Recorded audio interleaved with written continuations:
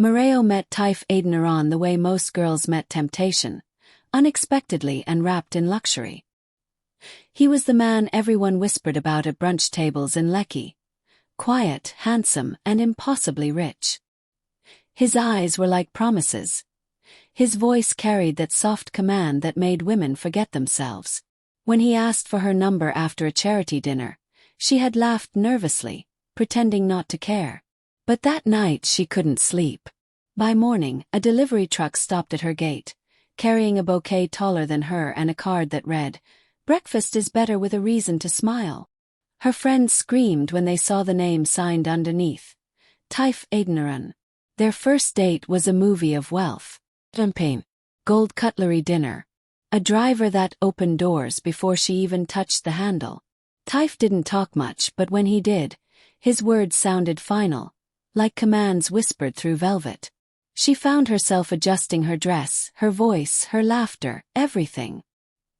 He didn't touch her that night, only brushed his thumb over her wrist and said, "You'll learn to understand me." Felt like both a warning and a promise. Weeks passed and she drowned in his world. Designer bags, whispered names at exclusive parties. A new apartment, he said, fit her energy. Her friends envied her. "Soft life don't locate you, Mario," they teased. She smiled proudly, pretending not to notice how distant Taif sometimes seemed, like he was watching her body but not her heart. Then one night, in the quiet of his penthouse, he said it. His tone was calm, even gentle. "There's something I want us to try. It's how I love. It's different." She blinked, confused. "Different how?" He leaned close, his breath warm on her ear. "I prefer it from behind." Completely. Mario froze. The air left her chest. She thought he was joking until she saw the seriousness in his eyes. Dark, hungry, certain. She laughed shakily. "You mean like..." He smiled, tilting her chin up. "You'll like it, baby. I'll teach you." That night she didn't sleep. Her friends' voices echoed in her head. "Lekki girls don't do worse for less."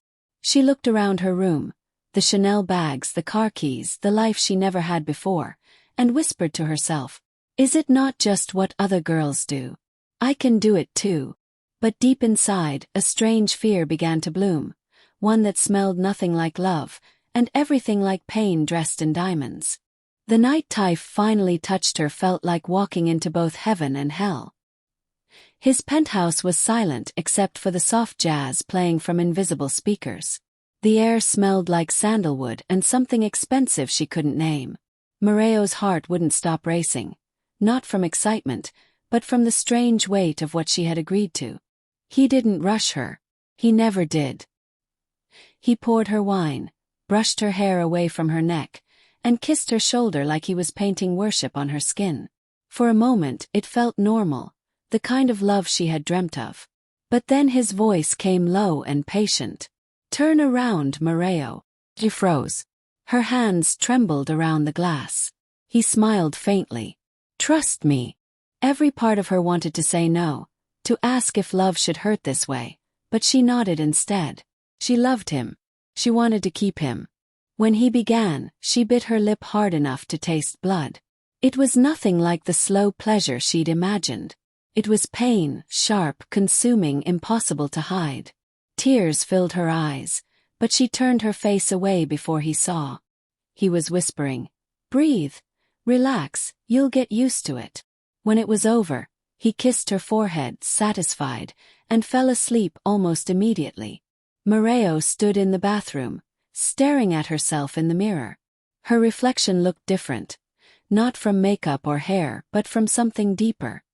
Her eyes had lost a light she hadn't realized she carried. She turned on the shower, sat on the cold tiles, and let the water hide her tears. Her body ached in places she couldn't name. But when her phone vibrated and her friend's group chat lit up, "Babe, how's your billionaire doing you? We saw your new car." She smiled through the pain and typed, "Girls, I'm living the dream." The next morning she wore a silk robe, hid her limp, and smiled when Taif came into the room. "You okay?" he asked, half distracted by his phone. She nodded quickly, forcing a laugh. "Of course. Why wouldn't I be? He kissed her forehead and handed her a black card. Go get yourself something nice. The moment he left, Moreo sank onto the bed, clutching the card like it was both a prize and a chain. She whispered to herself, love requires sacrifice, right? But the echo that came back from her heart didn't sound like love, it sounded like surrender. Days turned into weeks, and Moreo learned how to smile through fire. She perfected it, that practiced grin that said, I'm fine, even when her body felt torn apart. Every time Taif called her name, her stomach twisted with both desire and dread. He would come home late, smelling of expensive cologne and cold power. Sometimes he'd look at her like she was the only thing that mattered. Other times, he'd walk past her as if she were part of the furniture. At dinner one evening she tried to talk. You've been quiet lately, she said softly. He barely looked up from his phone. Work never ends. She smiled faintly. Maybe we could take a weekend off. Go somewhere? He sighed. Moreo, I can't always stop the world for feelings. Be reasonable. She swallowed the lump in her throat. Of course. When he finished eating, he left the table, leaving her alone with untouched dessert and a silence heavy enough to crush her heart. That night, when he reached for her, she didn't protest. She did what he wanted, the same way, the same pain. She made no sound, not even when tears stung her eyes. When it was over, he kissed her shoulder, whispered, "Good girl," and turned away to sleep. Moreo walked quietly to the bathroom. The mirror had become her confessional. She would whisper, "It's worth it. He loves me. It's just a phase." But her eyes, red and tired, called her a liar. The next day, she met up with her best friend, Tasha, and her boyfriend at a cozy restaurant. Moreo watched them laugh, fingers intertwined, heads leaning close like there was no one else in the world. When it started raining, Tasha shrieked playfully, and her boyfriend threw his jacket over her shoulders, lifting her off the wet ground and spinning her around. Moreo smiled, but her chest tightened painfully. She couldn't remember the last time she laughed like that. She couldn't remember the last time Taif looked at her with warmth instead of possession. Back home, she sat in her car outside his mansion for a long time, watching the raindrops slide down her window. She whispered to herself, "Maybe I'm asking for too much. Maybe this is what love looks like when it's rich." When she finally went inside, Taif was in his study, signing papers. He didn't look up when she entered. "You're late," he said. She forced a smile. "Traffic," he hummed. "Come here." She obeyed. And just like that, the ache began again, the slow, painful ritual that now defined their love. Later, when he fell asleep, she lay beside him, staring at the ceiling. Her phone buzzed, a text from Tasha. "You deserve someone who makes you laugh, not someone who makes you flinch." Moreo turned off her phone. She couldn't handle the truth tonight. Instead, she whispered into the darkness, "I'd rather cry in a Lamborghini than laugh on a bus." But her heart didn't believe her anymore. Moreo woke up one morning and couldn't move without pain.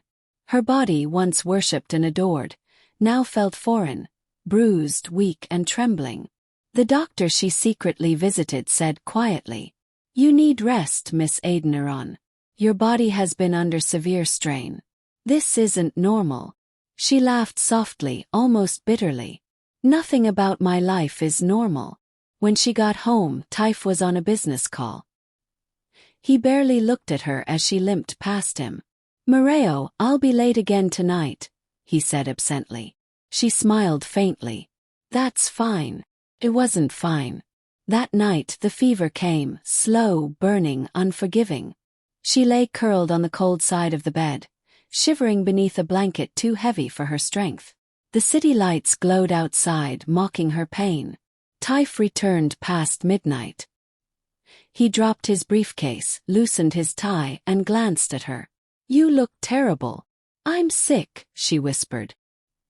He nodded, poured himself a drink, and sat in silence. "Do you need anything?" "Just, maybe you." He looked away. "You'll be fine." That night he didn't touch her. The next he did. But only when desire returned to him. She tried to protest. "Taif, please, I can't tonight." He frowned slightly, like a man denied a right. "Then just lie still. I'll handle it." Her tears came silently this time. Each thrust felt like a punishment for loving him too much. When it was over, she lay still, her eyes open to the dark ceiling, listening to his even breathing beside her. She wanted to scream, to run, to tell someone, anyone, what love had turned her into. But who would believe her? They'd seen the diamonds, the designer heels, the perfect photos. By the third week, her sickness grew worse. She barely ate, barely spoke. When he left for work, he didn't even notice the trembling in her hands or the way she gripped the sheets to stand. One night she tried to talk. "Taif," she began softly, "I'm scared." He didn't look up from his laptop. "Of what?" "Of losing myself." He smiled faintly. "You worry too much. You have everything." She almost laughed. Everything except love, warmth, care, safety. That evening, he came home with another woman. Mareo heard them before she saw them. Laughter, perfume, the soft slam of a door. She thought she was dreaming until the moans started echoing down the hallway. Her chest tightened. Tears slipped silently down her cheeks. He didn't care if she heard. Maybe he wanted her to. She pulled her blanket over her head, sobbing until her throat burned. By morning, her pillow was wet, her body shaking. She whispered to herself, "I'm dying for a man who can't even see me." When the sunlight touched her face, she finally admitted what she had been denying for months. Love should never feel like this. The morning she finally broke, the city outside was beautiful, mockingly so. The sun spilled over the marble floors, catching the sparkle of diamonds she no longer wore. Mareo sat at the edge of the bed, trembling, clutching her phone. She hadn't eaten in 2 days. Every breath hurt. Her reflection in the mirror looked like someone who used to be alive. Her phone rang again, Tasha. She ignored it. Then it rang once more, and this time her friend's voice came through, sharp and worried. "Mareo, where have you been? You've missed brunch, work, everything. Are you okay?" Mareo tried to sound normal. "I'm fine, Tash. Don't lie. I'm outside." The knock came seconds later. When Tasha and 2 friends walked in, the smell of sickness and loneliness hit them before the sight did. Mareo sat there in silk, pale and broken. "Jesus, Mo, what happened to you?" Mareo forced a laugh, the kind that cracked in the middle. "I'm just tired." Tasha's eyes filled with tears. "He did this, didn't he?" Mareo shook her head quickly.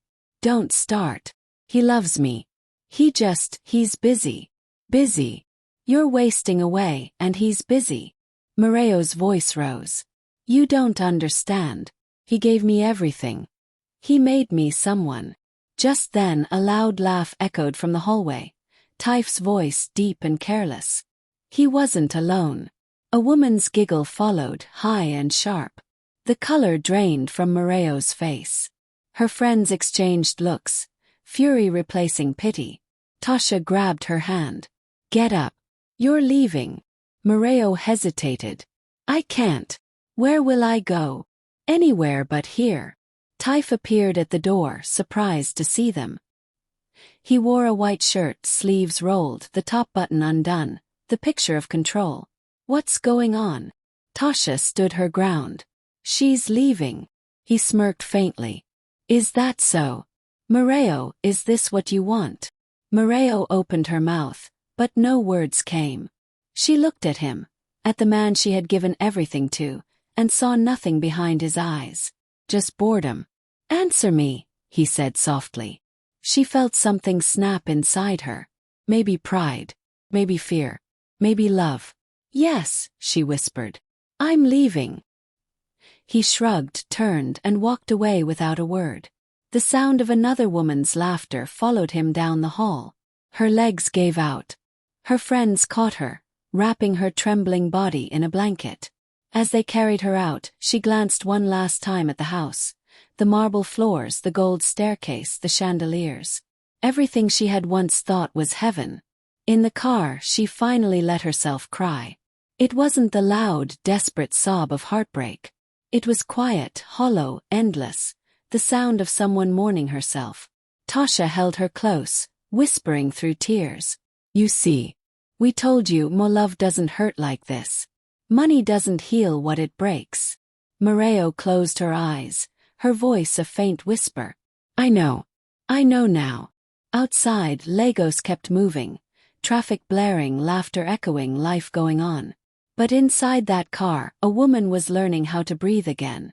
Hospitals had a way of humbling even the proudest souls.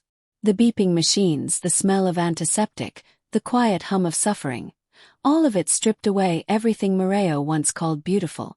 She sat by the window of her private ward, staring at the morning light spilling through the glass. Her body was lighter now, weaker. The doctor spoke in careful tones about damage, recovery, and lifelong care. One word stood out like a scar: irreversible. She had traded her laughter for luxury, her body for belonging, her peace for a man who couldn't even look her in the eye when she was in pain. Tasha visited often. She brought flowers and soft music, refusing to let the room feel like a tomb. You'll get better, Mo. One day you'll laugh again, she'd whisper. Mareo would smile faintly, her eyes distant. Maybe. But not the way I used to. It took months before she could walk without help, longer before she could look in the mirror without hating the reflection that stared back. But healing, she learned, wasn't about forgetting. It was about forgiving yourself for not knowing better. One afternoon, while waiting for her prescription, she met Kunnel, a physical therapist with kind eyes and an easy laugh. He didn't know her story. He didn't care about her past. When she tried to explain awkwardly what she had been through, he simply said, "We've all been broken differently. What matters is what you do with the pieces." He never touched her without asking. Never looked at her with hunger. He listened, really listened when she spoke. And for the first time in a long time she felt seen, not used. Still, the nights were hard. Sometimes she'd wake up shaking, memories of Taif's cold voice echoing. "Be reasonable, Mareo." But this time she'd breathe, whispering back to herself, "I am." Months later, she stood at the same window where she once watched the city lights and cried. This time she smiled. She wasn't wearing diamonds, her body wasn't perfect, her life wasn't glamorous, but she was free. In her journal, she wrote the words that would become her quiet mantra. "I once thought love was proven by what you endure. But real love never demands your pain as proof." And as she stepped out of the hospital into the sunlight, fragile, healed, reborn, Mareo finally understood. It's better to laugh on a bus with someone who truly loves you than to cry in a Lamborghini with someone who doesn't.